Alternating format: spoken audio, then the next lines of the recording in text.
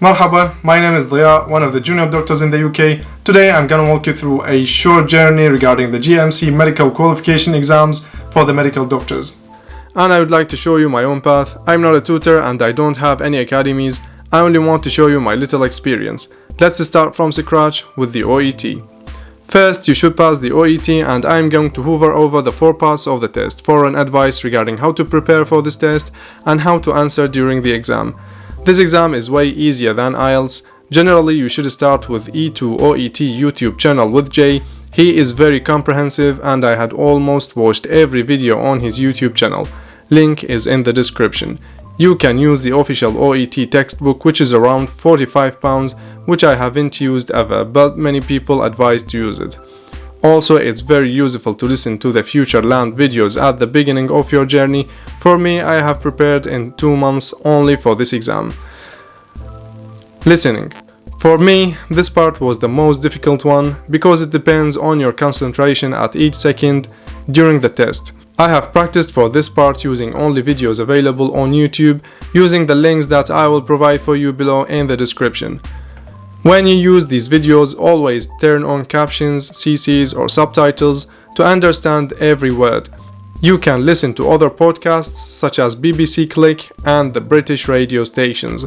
Practice, listen and practice until you no longer need these subtitles in the videos. The only thing I made use of in this part is that I always make keywords during the 90 seconds given to you before the listening begins. Keywords, keywords and keywords. Without keywords, you will be lost. Just put a circle on 1 or 2 words that convey the meaning in each sentence to look at while you are listening. Keywords should be made quickly in each of the 3 parts of the listening. You can also practice with any listening resources that your hand can catch or can reach.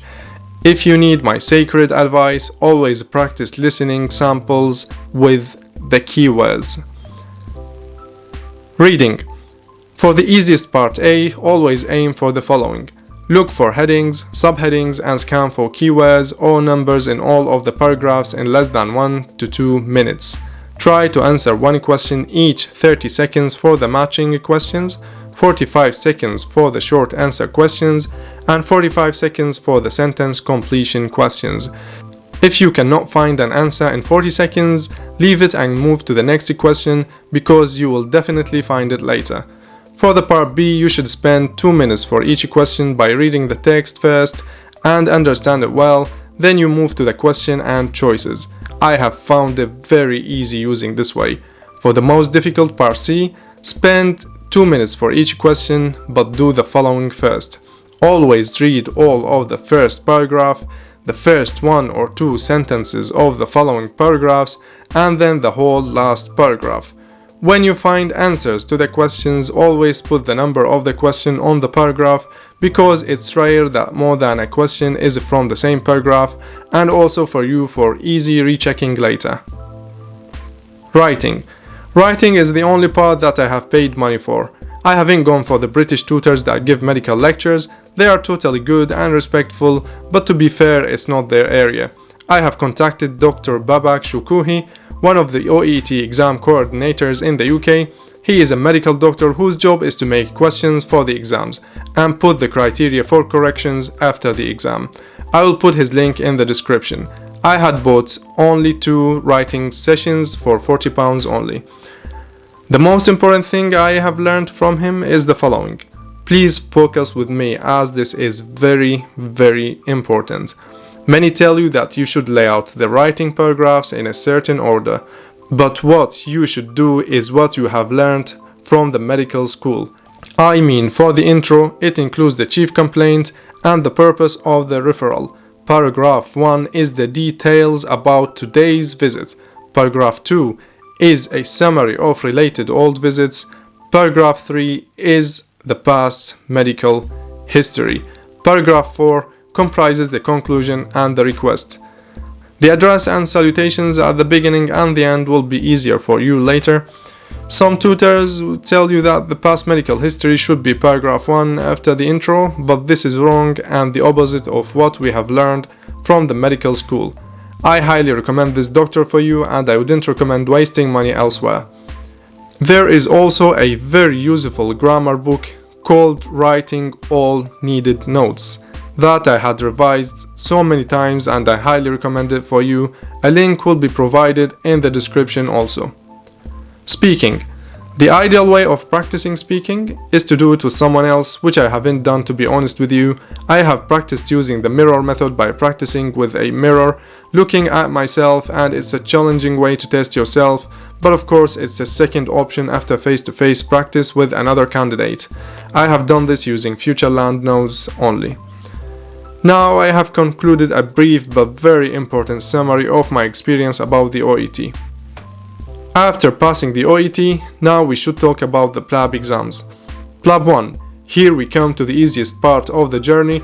I have prepared for this exam in 3 months, and I shouldn't spend too much time here on this part, but there are a few points that you should know. Plab 1 questions consist of 3 parts. Knowledge questions, which should be answered straightforward. For example, what is the drug of choice for this disease? And this should be answered from your information bank that you have studied and should have mastered prior to the exam.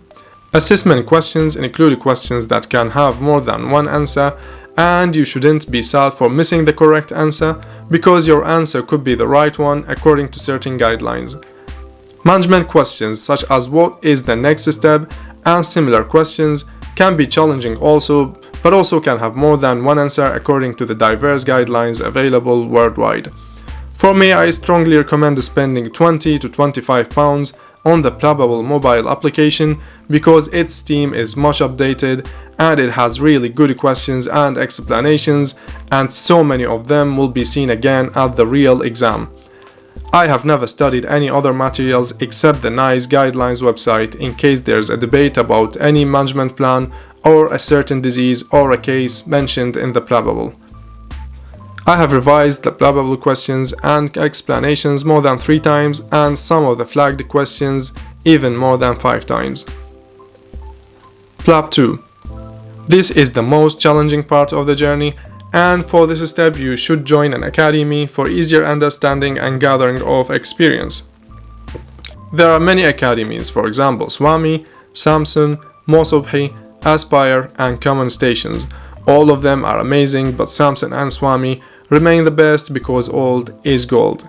I have also listened to the valuable Dr. Aman Arora 2-hour audio lecture available in the description. It took me 4 months to practice for this exam. I have many notes for you for a better approach in the exam stations. First of all, always practice using phone calls, face-to-face practice with other candidates, and mirror practice with yourself after reading all of the notes of the academy that you join. The only thing that will make you master these notes is to make a very summarized and brief collection of notes written in your copybook. These will be your own guidelines, including differential diagnosis, steps to approach the patient, and steps of the questions to ask according to the type of station. When you are reading notes, make short notes of every single topic, which should include only the important bullet points about the topic, or headings like the most important 3 to 4 differential diagnoses, key investigations, and management headings. In the last 2 days, never ever do any discussion, just read the short 10 to 12 pages that you have made out. You will have been revised all topics in the last 2 days, so chances of forgetting will be minimized. Before you enter the exam station cubicle, you will see the question outside and the things you need to do with the patient. Please read the question at the door as many times as you can. For me, I had read them at least 3 times and sometimes 5. Please make a short list of differentials in your mind or a plan about how to proceed inside before you face the patient. If the chief complaint is pain, do Socrates mnemonic questions. If it's not pain, do Oedipal mnemonic questions, but do not ever be scripted, just to try to be yourself and try to make a usual history to know what's wrong with the patient first. Then ask about differential diagnosis, complications, causes, and other things specific for each case made in your notes. After this, do the Maftusa Disa mnemonic questions, and then ICE, which is ideas, concerns, and expectations. So far, so good. But now please say you want to do the general physical examination and the specific examination for the case and investigations, because most of the candidates forget to do this. Say it even if it's not an examination station. You must do it. Once you say it, the patient will deliver to you a piece of paper listing the examination findings in every station, even if it's all normal findings. I repeat, in every station. Then after you break the news about the diagnosis, do the management, and please do not forget the safety netting, also in every station for an extra mark. I repeat, in every station do the safety netting, because the purpose of this exam is to ensure that you are a safe doctor and not a smart one.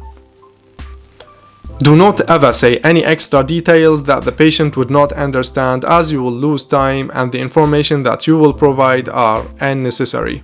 It's not a test of knowledge, it's a test of communication skills, correct approach to the patient and management. Always change the voice tone and facial expressions and hand gestures according to the station. It's just like an acting scene in a movie. Please do not talk more than 20 seconds without checking the patient understanding of the notes you give. Otherwise, forget about passing that station if you talk non-stop. After 6 minutes, the bell rings. Now please move to the management immediately, as it constitutes 1/3 of the mark. Always say to the patient, I can see you are worried, I can see you are sad, I can see you are angry, to absorb the feelings of the patient. The patient acts like this to see whether you catch their message and care about them and act upon it. Once you finish the station, don't think about it again, ever. If you make a mistake, forget about it and focus on what comes next. Don't worry if you don't finish a station or finish way early before the 8 minutes. Do not be afraid to say I don't know to the patient. I will ask my senior, or I will check the textbook. This is completely normal. So this concludes my short journey through the UK medical qualification exams. If you have any questions, please leave down in the comments and I will reply to you shortly. Thank you very much.